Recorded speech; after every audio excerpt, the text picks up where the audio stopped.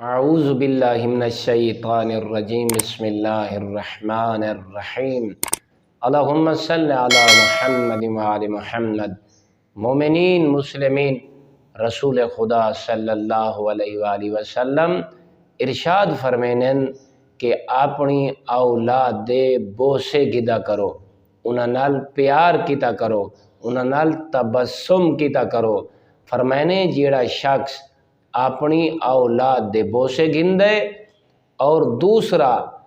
اپنی اولاد کو قرآن دی تعلیم دے دے، ان دا خیال رکھ دے، تا ایسا شخص جڑا اولاد دے بوسے گندے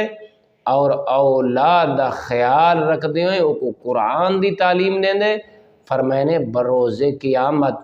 اللہ رب العزت اس والد کو اور اس بچے دی والدہ کو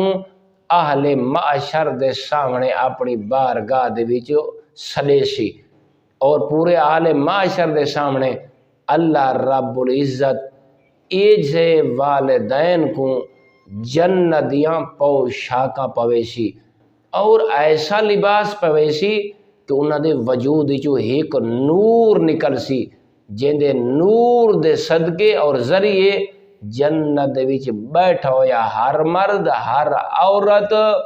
او ان دے نور دے نال مزین ہوئے سی، روشن ہوئے سی۔ دیکھو کتنا بڑا انعام ہے اگر اسا اپنی اولاداں دے نال خوش رہوں اور انہاں کو قرآن دی تعلیم دیوں۔ والحمدللہ رب العالمین۔